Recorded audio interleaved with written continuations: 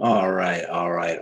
What is going on, my brothers and sisters of YouTube? Welcome to another edition of the Common Law Rights Society presents Carlton Weiss Private Trustee Handbook Administration under the Common Law. I just probably paraphrased that, but this is the third video in the series, and we're excited to bring this to you guys. We found that in researching your rights, and all your natural rights and getting everything that God gave you back in your life without being limited by statutes and codes. We found that trust law is at the foundation, and we found that the private express trust under the common law right of contract is the most secure way to get those rights back and to keep them and to work within the system still. So let's go ahead and get started. So we're going to go ahead and go over to the handbook. This is page 8 in the 2008 Weiss Concise Trustee Handbook. All right, let's move this out of the way here. All right, so we're going to be talking about certificates today. Again, this is page 8. If you want to turn to your own copy and take a look at what we're reading. All right, what may come as a surprise is that any trust may divide its trust property into shares and issue certificates. All right, so whatever the property is, you could issue shares and certificates to represent percentages of this trust property. Excuse me. The power to issue certificates and bonds and employ the use of an official seal never has been restricted to corporations. It is well settled law that whatever else most corporations possess beyond their artificiality and right of suit in a corporate name is a mere incident or consequence of incorporation and not a primary constituent. In fact, most attributes now commonly held as corporate in nature, such as the power of issuing transferable shares, limiting the liability of officers, using an official seal, making bylaws, purchasing land and chattel, are merely the legislative recognition and adoption of natural common law rights any man or woman sui juris may exercise without permission, much less a charter from the state. The court in Warner versus Beers clarified this principle most effectively. So I hope you guys are paying attention there. Let's go ahead and see what Warner versus Beers says. There are several very useful and beneficial accessory powers or attributes very often accompanying corporate privileges, especially in moneyed corporations, which in the existing state of our law, as modified by statutes, are more prominent in the public eye and perhaps sometimes in the view of our courts and legislatures than those which are essential to the being of a corporation. Such added powers, however valuable, are merely accessory. They do not in themselves alone confirm a corporate character and may be enjoyed by unincorporated individuals. Such a power is the transferability of shares. Such too is the limited responsibility or liability. So too, the convenience of holding real estate for the common purposes, exempt from the legal inconvenience of joint tenancy or tenancy in common. Again, there is the continuance of the joint property for the benefit and preservation of the common fund, indissoluble by death or legal disability of any partner. Every one of these attributes or powers, though commonly falling within our notions of a money corporation, is quite unessential to the legality of a corporation, and may be found where there is no pretense of a body corporate. Nor will they make one if all were combined, without the presence of the essential quality of legal individuality, right? A charter of some sort. All right, let's see if there's any thing that they had Carlton had in the footnotes here. All right,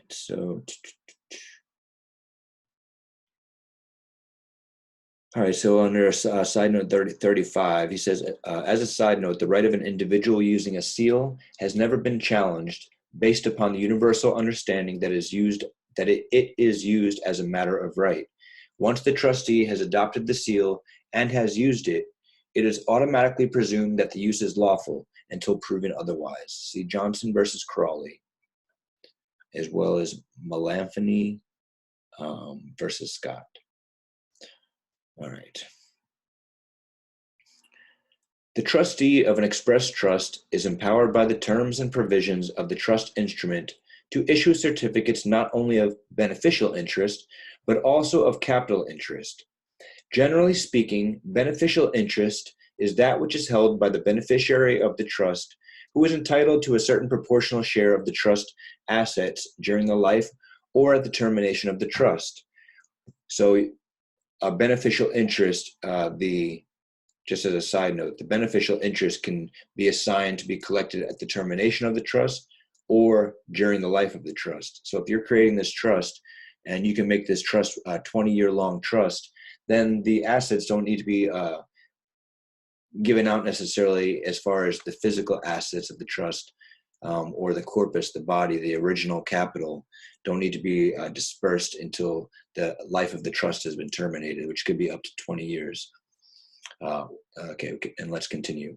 While capital interest is that which is held by the exchangers who has invested property into the trust, and thus becomes entitled to a certain proportional share of any profits and assets remaining at the termination of the trust. So once again, someone who is an exchanger receives capital interest for the amount of invested property that they put into the trust. But again, they don't necessarily receive this until the termination of the trust.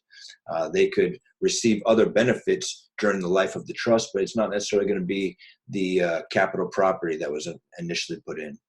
And again, you guys, a private express trust can be molded into any shape and form that you want, as long as the beneficiaries do not control the everyday affairs or the property of the trust. And we'll get into that here in the next paragraph. As a rule, the terms and provisions of the trust instrument control the manner in which beneficial and capital interests are to be administered. It should define the rights of interest holders who, incidental to their acceptance of the interest, are bound under the trust instrument to that extent.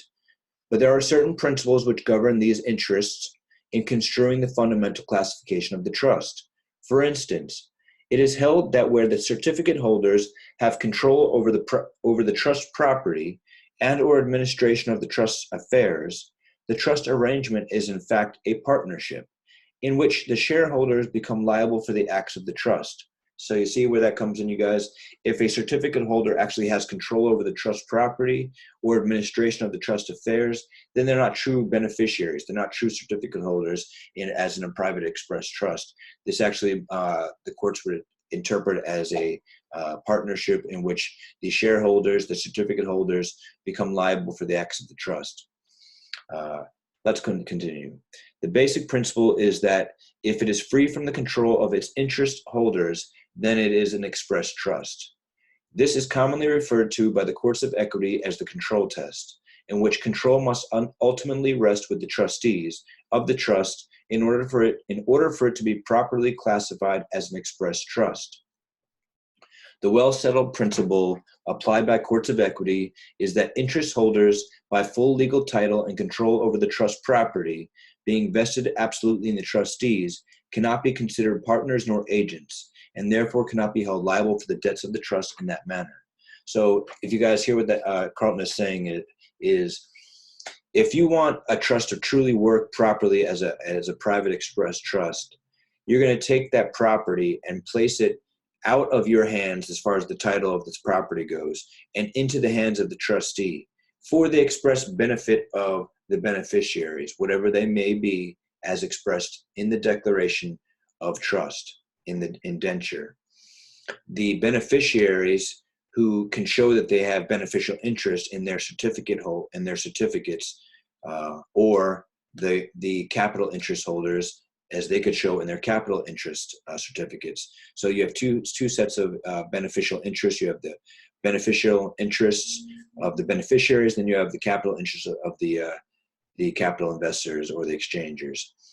But neither of these two groups can control the everyday administration of the trust itself, nor the trust property. If they do, the courts would not hold to be a true private express trust. They would hold to be a partnership, and those certificate holders would be held liable for all the debts and all the actions of the trust. All right. So let's continue. Now remember that the beneficiaries cannot be considered partners nor agents, and therefore cannot be held liable for the debts. So that's important, you guys. This is not an agency, nor is the trustee, I believe, an agent of the beneficiaries. It's truly a separate relationship. We'll continue on though. All right, let's see if there's any footnotes. Saying that you could also call trust certificates certificates of trust units, and capital certificates certificates of capital units. There's a bunch of court cases that are referring to what we were just discussing. All right, continue on, page 10. Furthermore, the certificates have no determinable fair market value, and therefore no gain or loss is recognized until the cost or other basis of the property disposed of has been recovered. So we'll continue on. In Commissioner of Internal Revenue versus Marshman, the court held that fair market value is determined by property received by the taxpayer, not the fair market value of the property transferred by the taxpayer into the trust. So they're talking about that when they're talking about the idea of fair market value, it's determined by the property received by the taxpayer. But because certificates have no determinable fair market value, it can't be assessed as a taxable property. All right, so let's continue. What's more is that certificates are considered not necessarily as chattel, but as documentary evidence of ownership and intangible rights. So it's just evidence of ownership, just evidence of intangible rights. And that could be, just as a side note, used as in reference to the Constitution, because we do believe and we do feel like with good knowledge, we know that the Constitution is in fact a trust document. The citizens are the beneficiaries. The fiduciaries / trustees are the magistrates and all the delegates, right? So your birth certificate could be seen as documentary evidence of ownership and intangible rights. So you have intangible rights of the Bill of Rights. You have ownership of, I don't know what that would be. Your ownership of your sovereign rights, maybe. All right, so let's just take that as a side note. Again, none of this video is legal advice, you guys. Let's continue. But as documentary evidence of ownership and intangible rights, and in and of themselves, and in and of themselves, they are only personal property, not the actual interest or share itself. So the personal property is just the document of the evidence of the ownership. They're not actual interest or shares itself. The interest in an express trust cannot be traded without the approval of the trustee. This is contrasted with the certificate of stock, which courts have long held may be dealt with in the market as a commercial document of value. So stocks are considered actual value, actual taxable commodities, I believe. And the evidence of certificates of interest are not. Again, you guys, you could correct me if I'm wrong in the footnotes. I'm sorry, in the comments below. Please do so. Anything that you perceive incorrectly through my presentation of this subject matter or of this trustee handbook is to be taken upon my fault and not, as Carlton says, the fault of the private express trustee, private express trust. All right, so trustee basics. First and foremost, any one man or person capable of taking physical possession of or legal title to property can be a trustee. And there's no limit to the number of trustees who may serve in any one trust. Generally, where there's more than one trustee, the trustees with respect to each other are referred to as co-trustees, and when acting jointly as a collective body are referred to as the board of trustees. There is no law prescribing the character of a trustee, although while it has been held that a trust cannot be invalidated simply due to incompetence, the trustee should be at least someone capable of and fit for executing the powers and duties honorably. This is the basis for the general rule that beneficiaries are not desirable as trustees, though there is no law to forbid such appointment. What does it say there? This is the basis for the general rule that beneficiaries are not desirable as trustees, though there is no law to forbid such appointment. Equity will generally avoid all temptation to a breach of trust.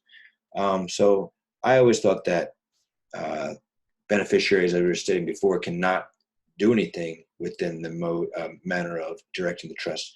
Although he's saying right here, there's no law that forbids it. But I do think that the courts certainly frown upon it, you guys. The trustee should be stationed within the jurisdiction of the court of equity in which the estate is located, if indeed the trust corpus is an estate. But we're not talking about necessarily that, you guys, although that's fine. But where the trust corpus is portable land, which we're talking about a piece of gold, the trustee need not be stationed within any single jurisdiction. Non-residency will not disqualify or preclude the trustee from carrying out his position. So that's important, you guys. We're talking about making oftentimes, I appreciate the idea of making a trust that you could cross boundaries with and be able to travel with and not be bound to one jurisdiction. Let's go ahead. Pause this for a second.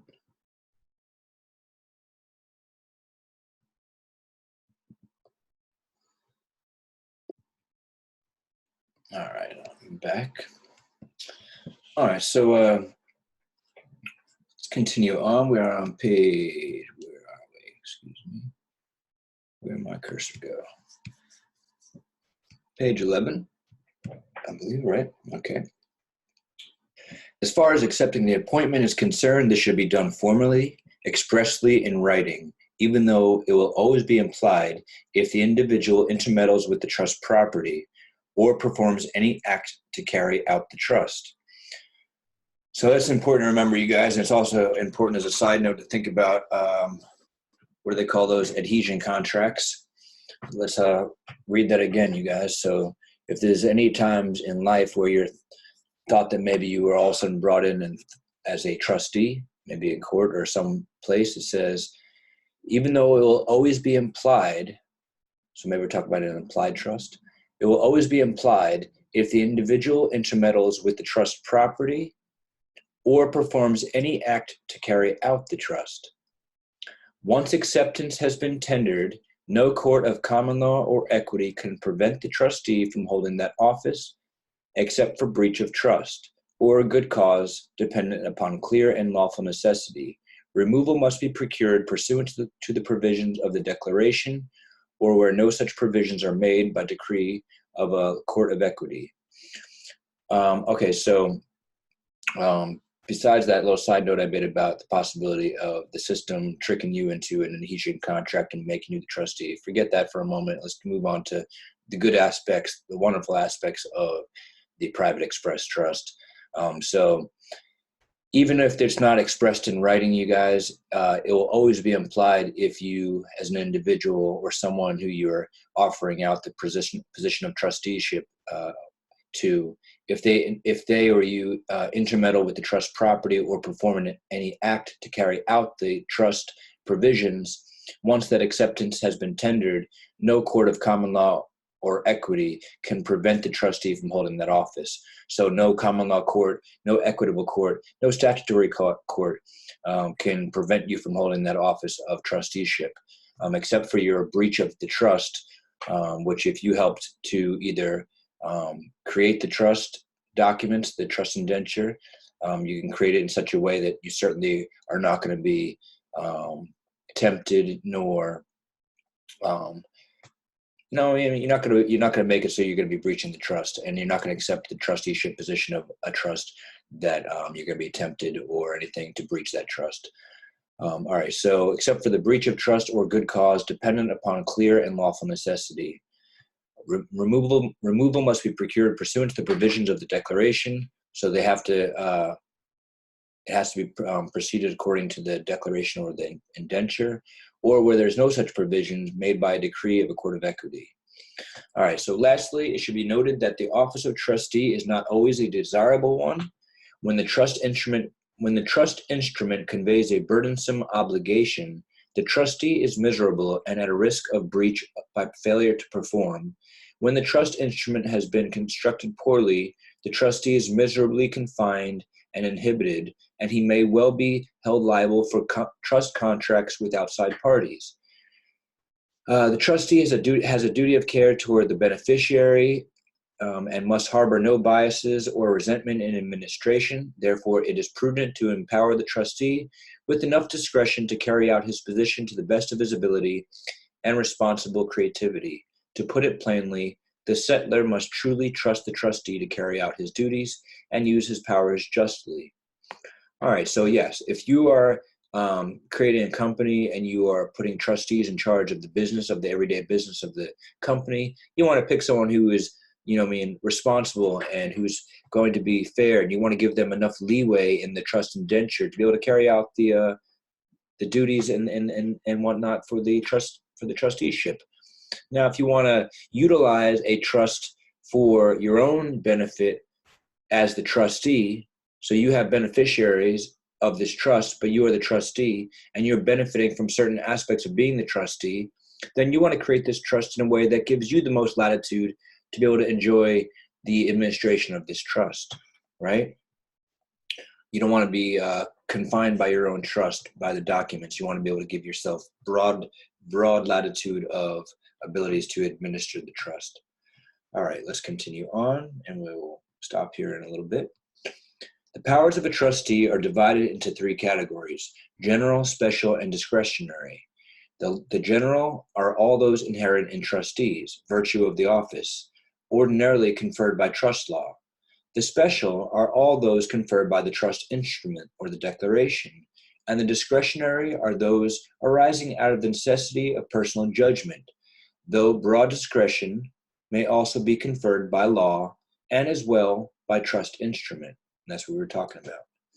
It is well settled law that under a declaration of trust, the trustees must have all the powers necessary to carry out the obligation of that private contract which they have assumed. Let's see what that referring to in the footnotes. 62, Boyd versus U.S. and Silverthorne and Lumber versus U.S. So again, it is well settled law, you guys, that under a declaration of trust, only that particular form of operation, you guys, that form of entity, it is well settled law that under a declaration of trust, the trustees must have all the powers necessary to carry out the obligation of that private contract which they have assumed, which is why Article 1, Section 10 of the U.S. Constitution says that no state may interfere with the obligations of contracts. So no statutes, you guys. No statute can interfere with these obligations. That's why to you, some of you guys, you might see the benefit of being a trustee is because you're able to create that trust in a way that no statute can interfere with the obligations of exercising the functions of the trust. Furthermore, it is settled that the trustees of an express trust are afforded greater latitude to carry out their duties than ordinary trustees. So of all the trusts, you guys, from what Carlton's saying is that an express trust is the trust that gives the greatest latitude to the trustees. All right. A little footnote here. Lord Justice Turner settled the rule of law that first the court will have regard to the wishes of the person by whom the trust has been created, if expressed in the instrument creating the trust or clearly to be collected from it. If the author of the trust has in terms declared a particular person, the court in those cases conforms to the wishes of the creator. A breach of trust does not include a technical breach of trust, one made through mistake. The reasons are generally for guilt of willful breach of trust, waste or mismanagement of trust property, refusal to account to beneficiary, lunacy, drunkenness, bad habits, or carelessness which endangers the trust property, or improvidence. All right. The trustees are empowered to control every aspect of the trust according to the trust instrument and equity, and retain the power to remove even the beneficiary from the premises. These powers include, these are the powers of the trustee, you guys, but are in no way limited to the power to bind the trust in a contract, especially where such obligation is implied by law, and the power to contract with the beneficiaries. The power to partition, exchange, sell, pledge, or mortgage the trust property, either in whole or in part. The power to lease trust property. The power to issue, exchange, or otherwise dispose of securities of the trust. The power to support the beneficiaries in all reasonable manner. The power to prosecute and defend in the trust's name or trustee's name, the power to make gifts out of the trust property, the power to delegate all unessential powers and duties, and the power to exercise personal judgment and every discretionary power not prohibited by the trust instrument. He may do whatever a man or woman may lawfully do according to natural right. Not according to statute, but according to natural right. The fundamental principle of law is that for every power there is a correlative duty. The trustee, as a fiduciary to the beneficiaries, assumes certain basic duties outside of the management of trust property and other general duties aside from whatever specific duties may be conferred upon the trustee in the trust instrument. These duties include, but are not limited to, the duty to support the beneficiaries in any essential needs which it may have out of the funds which would otherwise be paid to it in its distribution. And if such funds are not available, the duty to accumulate any balance needed. The duty to refrain from taking advantage of peculiar knowledge or position when dealing directly with the beneficiaries. The duty to exercise the utmost the utmost good faith in all concerns of the trust, whether dealing with the trust property itself or directly with the beneficiaries in matters concerning the trust, including to care for, protect, and secure the trust property. Let's continue down and look at the footnotes. It should be noted that even though the trustee may have sold the entire trust estate, the trust is not necessarily terminated until all obligations of the trust arrangement have been fulfilled, especially the transferring of the proceeds to the interest holders. So the trust is not terminated until all those proceeds are transferred. And I've seen wills that have been created into businesses, estates and whatnot that have been created in 20-year-long businesses out of a trust. It is a general rule that I'm not sure what that is, that if without adequate provision, the trustees lease property outside of the powers granted to them by the trust instrument, such an act will constitute breach of trust. Again, it all comes back to the design of the trust instrument. So what he's saying there is, if you want to allow yourself as the trustee to be able to lease the property of the trust, you have to put that in the trust indenture. Or if you want to, in your business, allow the trustee who you're putting in charge of the business everyday operations to be able to lease the property. If they're managing real estate and you want them to be able to lease the property, you have to put that in the trust indenture. You can mold it into whatever shape you want, you guys. The trustee's fealty is to the trust, and all his acts must be governed by strict loyalty to it and the interests of the beneficiaries. Any act which is not in the interests of the beneficiaries is a breach of trust. So don't make a trust that is going to be easy to breach, you guys, and don't accept one that's easy to breach. All right, let's continue on. What are their duties?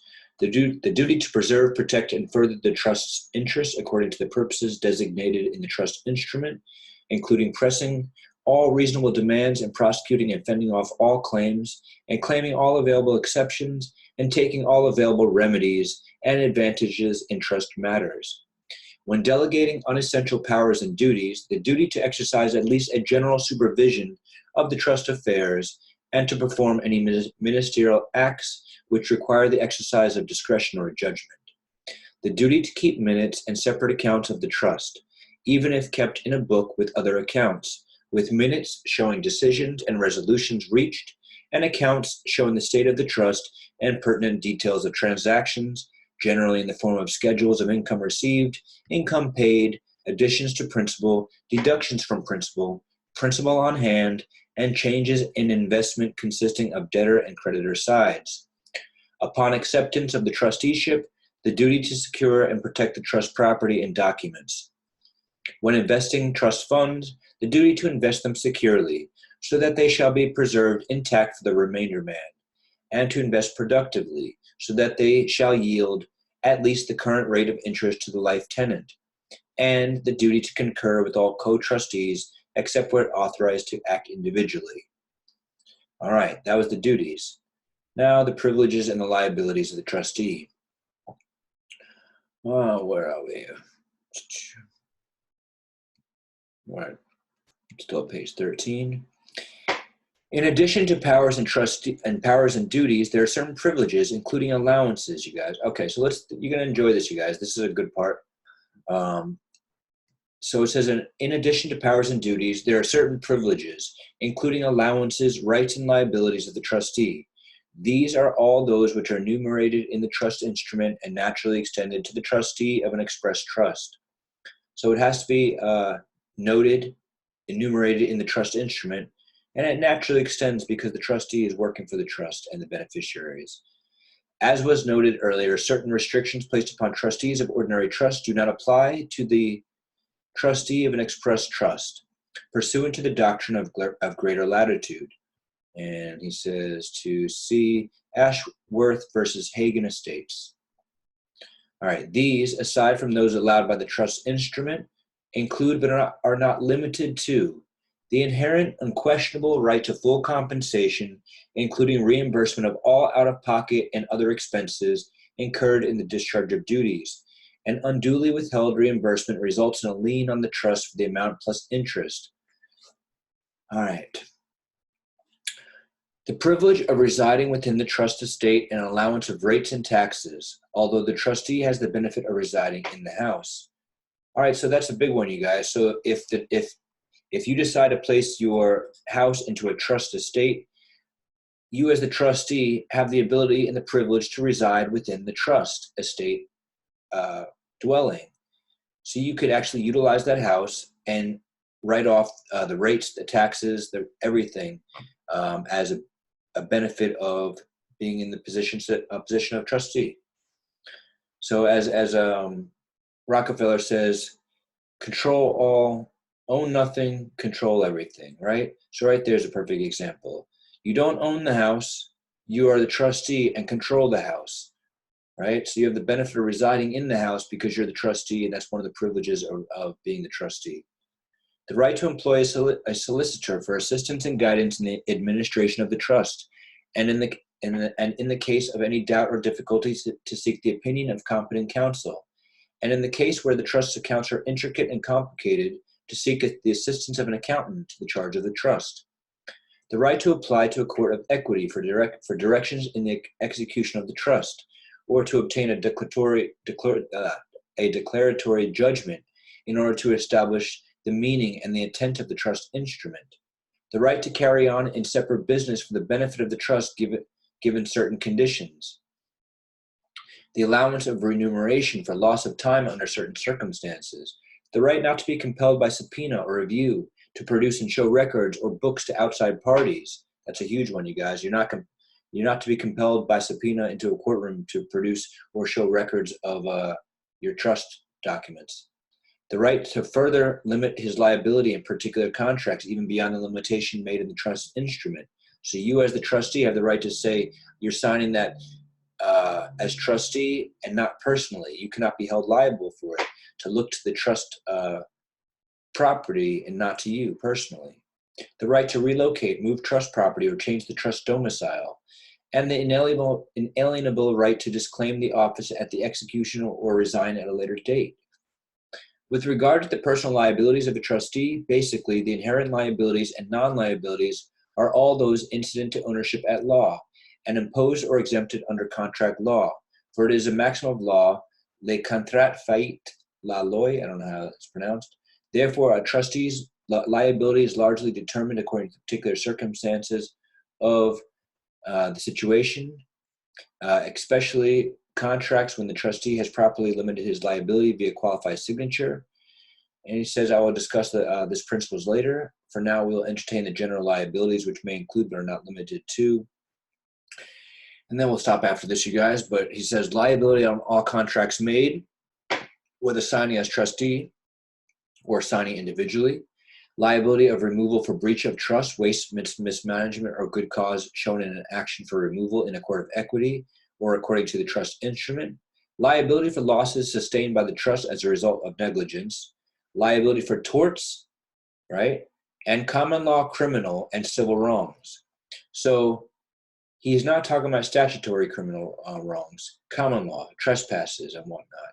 So your trust documents, your trust instrument can direct you as a trustee to do certain things that may be against the statutes, but no statute can come in the way of the obligations of the trust, you guys. I'm not saying to do any common law, criminal, or civil wrong or torts. I'm not saying that. Obviously, you would never do that as a good, honorable man or woman.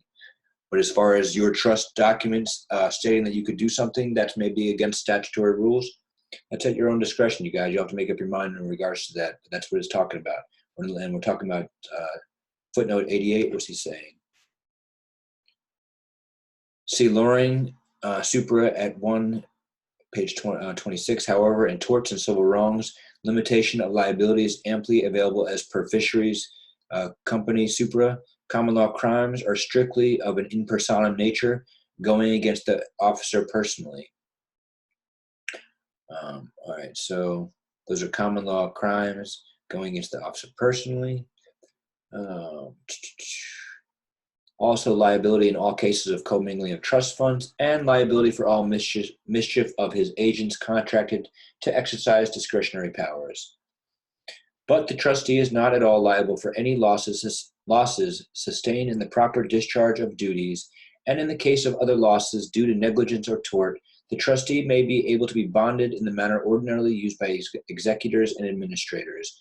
They are generally not liable for contracts in which liability was properly limited using the methods to be shown later. Such contracts may also encompass the codes and statutes of various jurisdictions, given that all man-made law is, by its nature, fundamentally contractual. The debts of the trust incurred requiring the creditor to look solely to the trust for payment. Conversely, the trust is not liable for the personal debts of the trustee either, except to the extent of attachability of the trustee's interest in the trust. The independent, non-preventable acts of co-trustees of which he had no prior knowledge, the acts of his agents when properly contracted, taxes on the income of the trust, and lawsuits against the trust.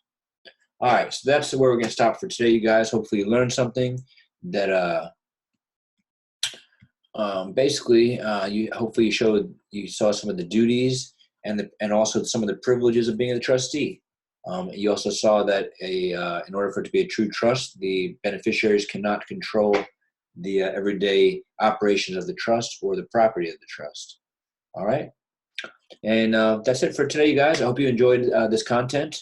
That was Weiss's Concise Trustee Handbook, video 3. And next time we will continue on and we will talk about authorized representatives. All right.